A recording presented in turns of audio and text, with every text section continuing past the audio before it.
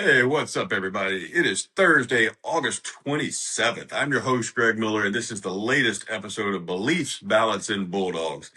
We're going to keep it short and simple today, and as we get ready, we're barely more than a week out from Georgia football, and I, for one, am crazy excited. So the question today is, what do you want to see in Game One? And we lose. Look, next Saturday is not about drama. It's just a tune-up. Let's be real honest here. This is not going to be a competitive game. But the question is, what do you want to see? What do you feel like you need to see out of this team to feel good about things for that opening game? I hate to sound cliche, but I just want to see good, clean football. No sloppy starts, no busted assignments, cheap penalties. Let's try to get out of there with no injuries and turnovers. Obviously, I don't want to look like we're sleepwalking just because we know that we outmatched the other team. I want to see Gunner be able to take command of this offense and show some crispness and maybe a little more rhythm throwing the ball than last year. I don't want him to force anything. He doesn't have to prove the whole season in one game here, but I want him to look calm and sharp and prepared and just under control of the offense. And I want to see the offensive line dominate. We should be able to move people around all game, and run the ball at will when we need to. I want to see the receivers be able to get some separation and make some big plays, pick up some nice third down conversions when we need them to step up. I want to take control of this game and see the young guys get some real snaps, not just garbage time handoffs, real football. I want to see these guys play. I want to see that defense running around, hitting people, and looking like that Georgia ferocious defense of the past. And most of all, I want to see a sense of urgency. I don't think championship teams these days can wait until the big games to start dialing things in. You got to build the habits early. You got to show up. You got to take care of business. So that's it. I know it's cliche. I know it's generic and abstract, but I just want to see a good, clean game in all facets. I want to show up and take care of business like we know we should and get these young guys some run because we probably won't be able to later in the season. But that's my opinion. I don't care what the final score is. We can win by 30. We can win by 50. That doesn't matter.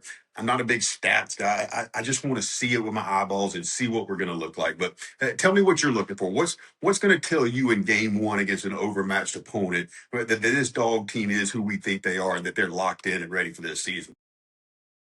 All right, guys, we are on to day 4 of Proverbs week, and I have been reminded of just how amazing the book of Proverbs is, and it brings me back to when I first started my scriptural journey, and it seems like forever ago, but a very wise person told me, he goes, look, if you're struggling to figure out how to get into the Bible, just start reading one chapter of Proverbs a day. And I'm telling you, it's great advice. You can't go wrong with just starting in the book of Proverbs.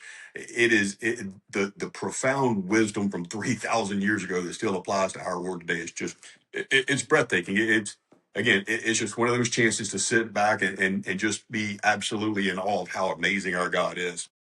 So the question we're getting today is really kind of revolving around that the thief of joy that is comparison.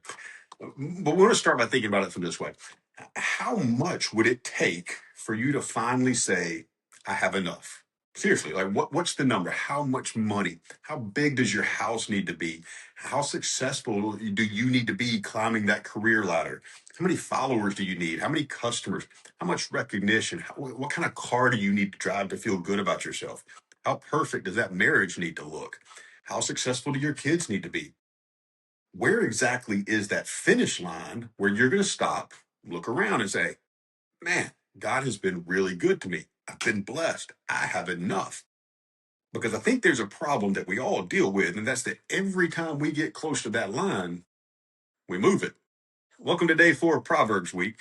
Today, we're going to talk about something that I think has probably stolen more joy from more people than we all realize, and that's envy.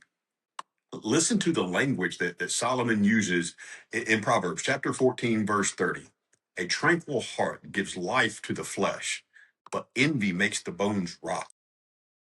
Envy makes the bones rot. Now, Solomon could have said, hey, envy makes you unhappy.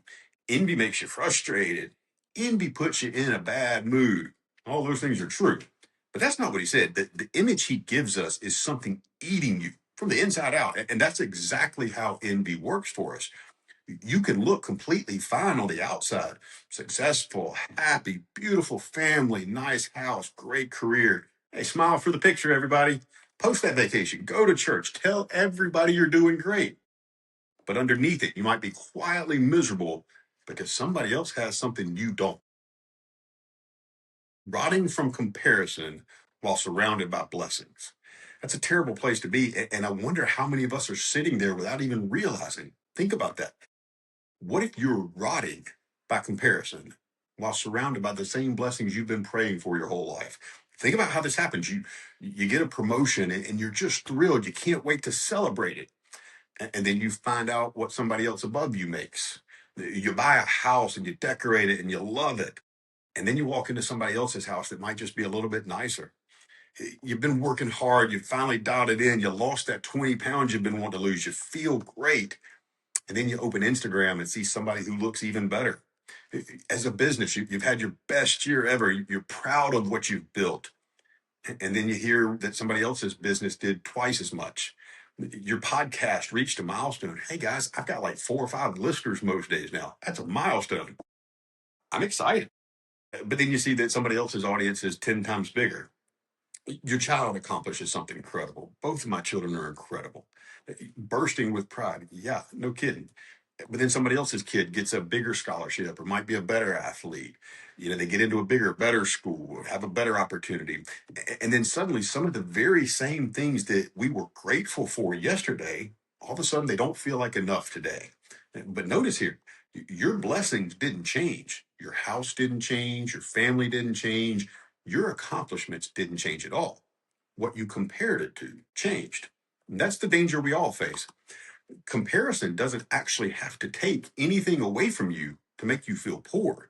You can have exactly the same life that you were thankful for yesterday and enjoy it a whole lot less today simply because you look sideways at somebody else.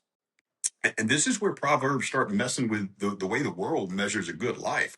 Chapter 15, verse 16. Better is a little with the fear of the Lord than great treasure and trouble with it. And then in 17:1, better is a dry morsel with quiet than a house full of feasting with strife. And notice the word Solomon keeps using here, better. He's redefining it because our culture has pretty simple math. More money, better. Bigger house, better. More followers, better. Higher position, more attention, more stuff, better. Solomon says not necessarily here, though. A smaller house filled with peace can be better. Less money with integrity can be better. A simple dinner with people who love you can be better than an expensive dinner filled in a house full of resentment. A quiet life with the people you love can be better than being with famous people who don't actually know you. More isn't automatically better. Sometimes better is better. And biblical wisdom teaches us to know the difference. Now, this isn't an argument against ambition. I want to be really clear about that. There is nothing wrong with wanting to improve. Build your business, chase that promotion, lose the weight, save the money, train harder, grow that podcast. Y'all, please listen. I'm trying here. Buy the house, set the goals, dream big. Proverbs certainly doesn't celebrate laziness. We're going to talk about that before the week's over. The problem isn't that you want to grow. The problem begins when that growth becomes that you can't be satisfied until you have more. That's a difference. One says, God, help me faithfully build what you've given me. The other says, God, what you've given me isn't enough. One produces stewardship, the other can produce slavery. Because if happiness is always sitting at the next accomplishment, you'll spend your entire life being almost happy. We can forget sometimes that we are literally living in an answered prayer. And that's where today's message gets really personal for me. And I think it should get personal for most of us. There is a strange tragedy that can happen to all of us in life. We can pray desperately for something, receive it, live with it for a while, and eventually start complaining about it. Think about that. There may have been a time where you prayed for that spouse who's irritating you today. Think about that, baby. You prayed for me at some point, and now you got me. There may be a time where you prayed for that child whose schedule is now running you ragged, driving them all around town. There may be a time where you prayed for that job that you're complaining about every Monday morning. You prayed for the house that you're now wishing was bigger or that you can't keep clean. You prayed for the opportunity that's currently stressing you out. You prayed, God, please give this to me. And he answered. Then enough time passed, and what once felt like a miracle and an answered prayer now starts to feel ordinary. Don't miss this, guys. Familiarity can make a blessing feel common, and comparison can make it feel inadequate. That's a dangerous, dangerous combination. Now, social media gets blamed for everything, and I'm guilty of that. I think social media is the root of a lot of our problems. But social media didn't invent envy. Cain managed to envy Abel way before we had Wi Fi. Human beings have always compared ourselves to one another, but our phones have done something remarkable. They have allowed us to industrialize the art of comparison. Think about this, like in 30 seconds or less, I can see somebody richer than me, better looking than me, more successful, like better looking than me, more successful than me, on a better vacation, in a nicer house, driving a nicer car, with children who may be more accomplished, with a marriage that appears to be more romantic. I can see people who are living a life that considerably seems easier and better than mine. And here's the insanity. I'm comparing all of those perfectly and carefully selected moments to my unedited Tuesday afternoon. Of course, I'm going to lose that comparison. I'm comparing someone else's highlight reel to my behind the scenes footage. And that's another problem we all deal with. There will always be somebody who has more. So if your happiness requires winning the comparison, you're never going to do it. And here's something else I've noticed about envy. Eventually, envy no longer just says, man, I wish I had that. Envy will eventually get you to the point where you start saying, why do they have that? And that's where envy turns into something real ugly. Instead of celebrating someone else's blessing, those blessings can start to irritate us. Someone else's success now feels like evidence of our own failure. Their good news makes us uncomfortable. Guys, that's poison. Somebody else's success doesn't mean God forgot you. Somebody else's blessing didn't come out of your account. You don't have to diminish what God is doing in someone else's life to appreciate what he's doing in yours. Celebrate people, cheer for your friends, be genuinely happy when somebody around you wins. Because if you can only enjoy your life when you're doing better than everybody around you, you are going to become a pretty miserable person. Now, look, let me flip this whole thing around. We have spent all this time looking at people that have something that we don't. But let me ask you something. What if somebody's looking at your life that way? Think about it. Think about that house that you complain about. Somebody else would love to live there. Think about the marriage that you take for granted. Somebody else is praying for companionship. That noisy dinner table because the kids won't leave you alone. There is somebody out there who would give almost anything to hear children of their own running through the house. That job that frustrates you, somebody out there is praying for an opportunity. The parents who sometimes drive you nuts, there's a lot of people that would give anything. One more phone call from mom or dad. The ordinary Saturday afternoon that just barely even registers anymore that you're hanging out with your family. There may come a day where you give almost anything to have one more of those. Look, I'm not saying this to make anybody feel guilty, and I'm certainly not saying anybody else is suffering that it means your struggles aren't real. I'm simply saying don't become so obsessed with what's missing that you become blind to what's present. Because maybe you're a lot wealthier than you realized. Proverbs 10:22 says, the blessing of the Lord makes rich, and he adds no sorrow with it. Maybe the whole world has given us a terrible definition of what rich means. Rich isn't what's only in your bank account. Maybe rich is a spouse that you still love coming home to. I can tell you that's a blessing. Kids that still want to talk to you and want to come to you to celebrate things. Parents that you can still call when you need to talk. Friends who know the real you and choose to love you anyway. A peaceful home. Work that's worth doing. Food on the table. A body that was able to get you up out of bed this morning. A church family. A clear conscience. A purpose. People that laugh or smile when you walk in the room. People who would notice if you weren't there. And above all, knowing Christ.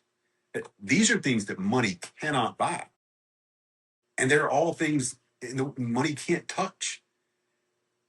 Don't be so busy chasing the first category that you neglect the second.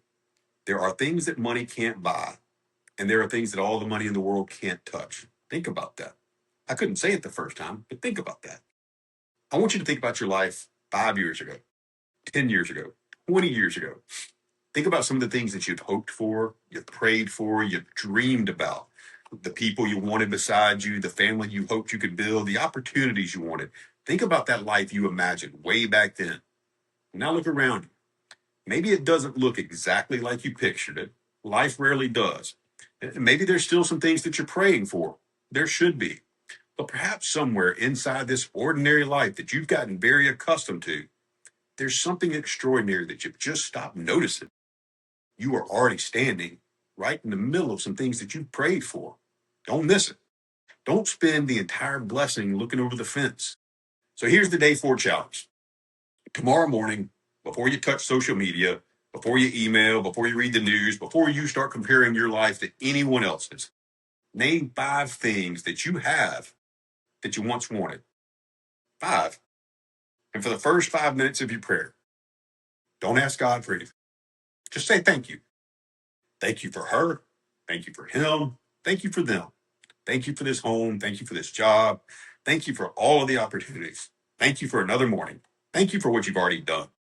Maybe nothing about your circumstances changes, but maybe something does. Maybe your eyes change. And sometimes that's the biggest miracle you can get. Keep working, keep building, dream big, set goals, improve, create, compete, chase excellence, and love mercilessly. Use every gift God gave you.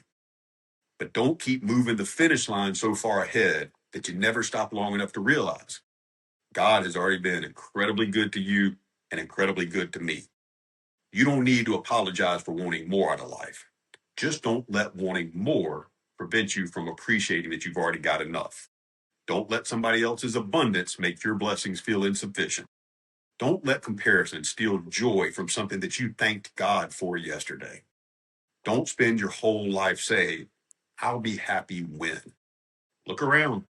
Maybe you're not there yet. Maybe there are dreams still ahead. Maybe God still has incredible things planned for your life. I hope He does. But today, right now, there are blessings sitting around you that deserve your attention. So stop moving the finish line for 1 minute, put the phone down, look around you, look at the people God gave you. Think about the prayers He's already answered, and just say, God, thank you. Because you may discover this, you're already standing inside of something that you once prayed for. That's it for today, guys. As always, get in your Bible, say your prayers, love one another, and tell the truth. God bless.